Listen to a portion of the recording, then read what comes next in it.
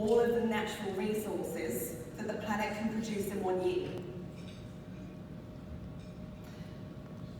The reason why we really need to consider this is because even now, last year, or August the 1st, by the point we had used up everything that we can regenerate in the planet in the space of a year. This year, the date is even further forward. It's July the 29th. So we are moving forward year after year as to how much we can keep up with. This is why it is so important to start looking at the way we do things. And the important thing is to remember, because it's actually an opportunity, there is so much that we can do to add value to our business, because we hear all the time the current global situation, the environmental challenges, the pollution, the materials, the impact. It all comes round to us, and we see images like this all the time. It's obviously affecting the wildlife, it's affecting our oceans, but the conversation is now even more than that. You might have seen recent reports that they're now finding microplastics in the snow of the Arctic. They're finding microplastics in the soil, which is used to grow our food. It's not just in the water, it is out there, it is everywhere. And here's the thing, I don't always like to focus on the negative side of things, because we see a lot of that. It is everywhere. But we never can become complacent on what it means to us, because the conversation needs to be human health and being able to move forward in the way we operate, the way we do business, the way we survive, and how we can still keep growing and sustain ourselves. I'm going to take you through a couple of things. One of those is the difference between circular and linear economy.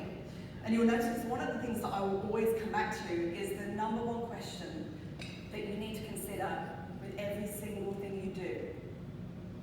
And that is, start with the end in mind. So, again, to answer your question, so I understand the different perspectives, who here knows the difference between circular and linear economy? Wonderful. So to give a really simple explanation, because it's probably one of these terms that you hear, another buzzword, but it's so much more than that. A linear economy is literally, you manufacture something, you make something, we buy it, goes straight out the other end, chucked away, ends up in landfill. We don't need to know about it, it's not our problem. But it is. The reason why we really need to be very conscious of these two principles, the differences, is because the linear economy is very much focused and based on fast consumerism, cheap materials. I mean, I think probably fashion is probably one of them. You go out and you think, great, I've got a deal, it's so nice and cheap. A couple months later, it's already starting to fall apart. The reason why it's so crucial to start considering circular is there is so much more opportunity for you to extract value at every single stage of the supply chain. So circular, and I can probably explain it best for ReGen, funnily enough for what we do, is when you make a product or you buy something, whatever it might be, use it, but then it doesn't just get tossed away. It is based on high value and quality materials, quality product. Because again, you can gain so much more out of just one sale. You can keep on extracting the value out of it time and time again. So, for example, the milk bottle is a perfect example there. This would typically be sent away, shredded down, washed, turned into pellets, manufactured into whatever item. This happens to be our ReGen wool that we manufacture. But if you're just recycling once, it's not quite circular. So whenever we talk about recycling, again, we've got to consider that you're not just delaying something getting to landfill. It's when you can get something manufactured, recycled once or repurposed once, but then back in the loop. So you reduce the impact on landfill as much as possible. But I think one thing to really highlight, because we have so much terminology thrown at us for different levels survive. We still need to have jobs, we still need to operate and move forward and grow. But the one thing to really be aware of is terminology, because there are so many different descriptions for every single thing, shape and form that you can see, which tells you this is the best environmentally friendly thing that has ever existed. You need to buy this. You're doing something good for the planet.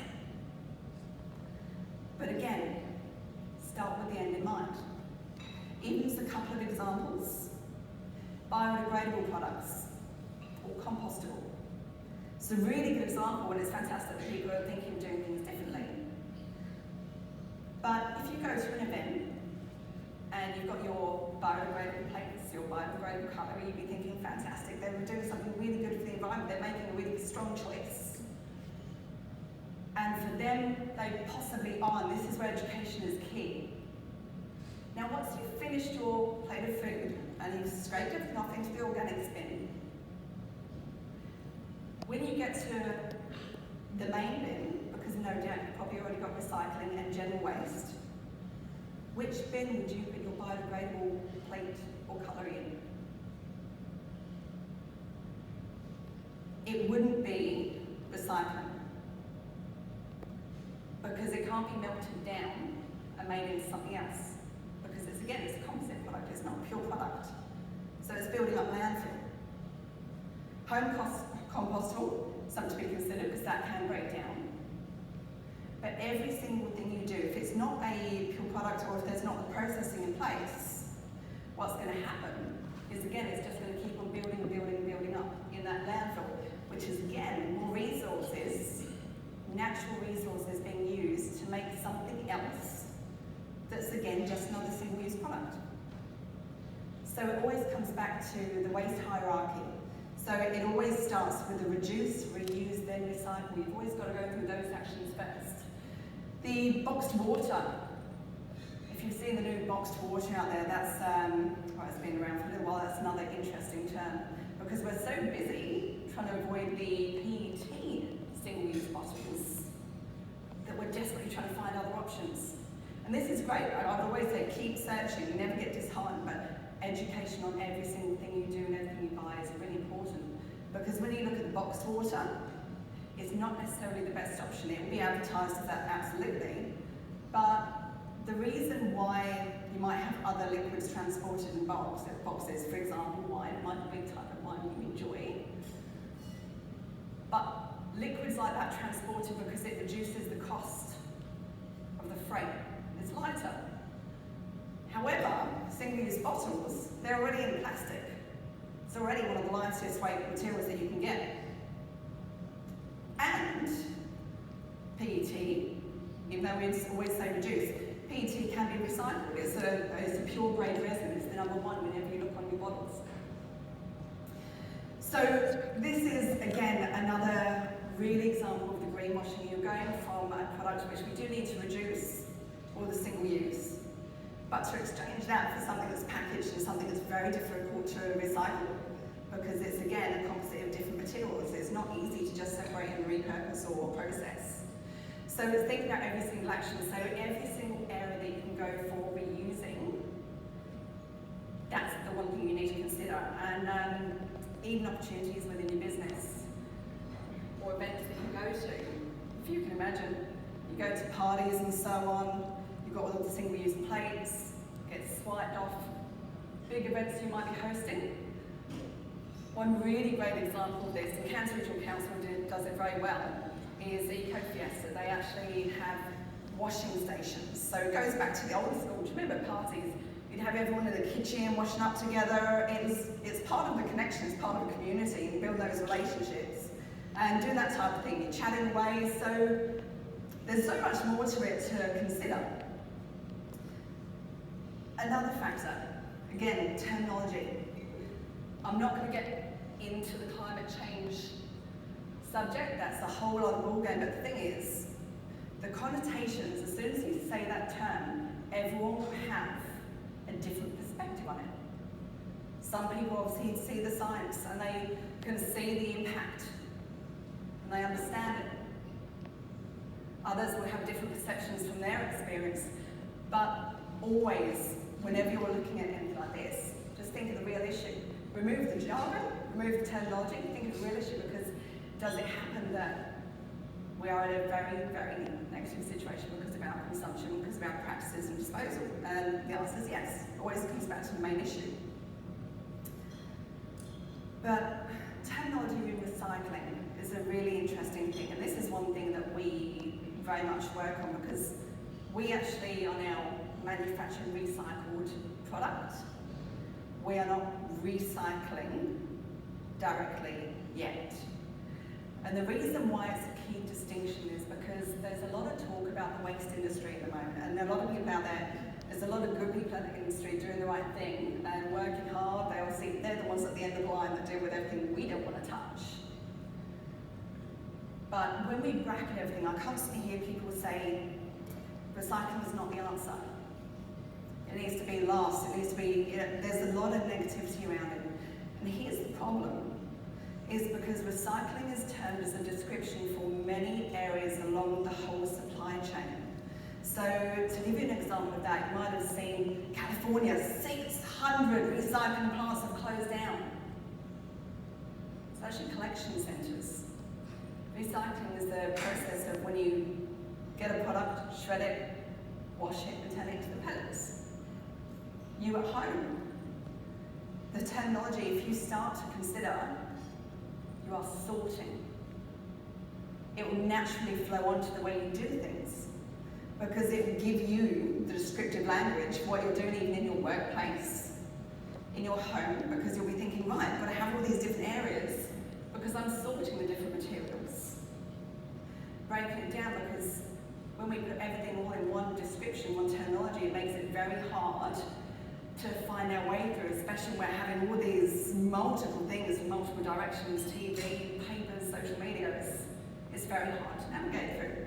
So break it down and think what you're actually doing, what the description is. So that's a really important factor for the way we do things. But what does it mean to you, even within business? And this is why I would say there is so much opportunity at every single level.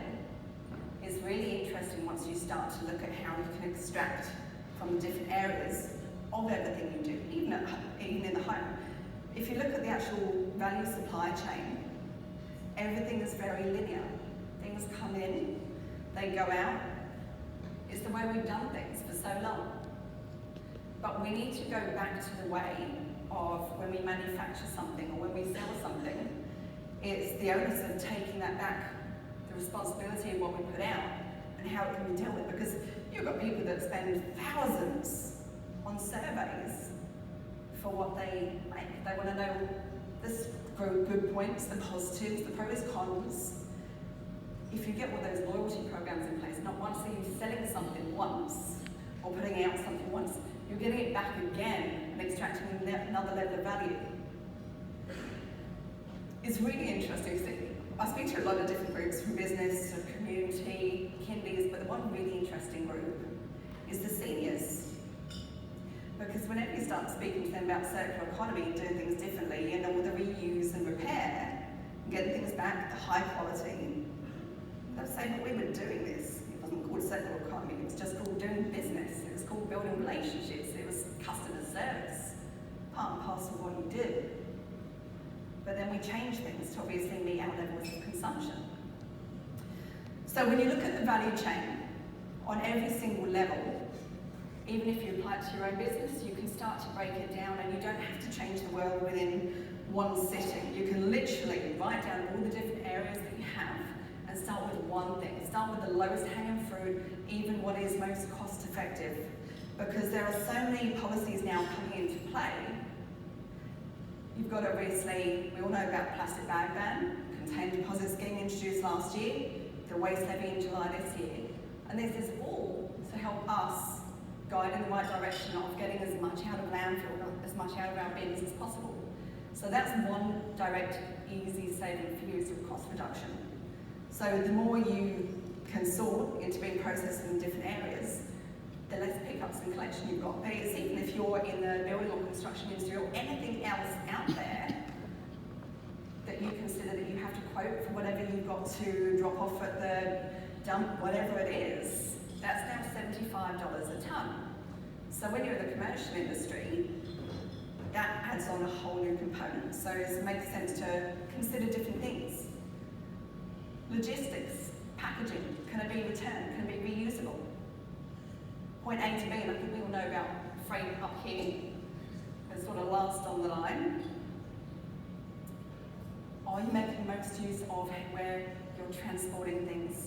It's even in the workplace itself to sort things in your tea room, or the actual housekeeping habits. So for us to give you an example, everything that we manufacture is a resource. There's all value on the floor. So if we are manufacturing a tank, or we're grabbing something from aluminium, what we'll do is we'll batch everything based on the material so that we can collect it, and that can all be recycled individually, because nothing is wasted. When you start talking about nothing being wasted, again, it's not going into landfill. You can get more and more value again and again out of it. Then we've got things like events, how you market your business, because I guarantee if someone is operating in a more environmentally friendly way than you in this climate, people may explore who else is out there, and it's shown that there is a trend now for 88% more people, more customers, will actively seek out someone who is behaving in a really environmentally and socially conscious way. So we're going through a really interesting time at the moment.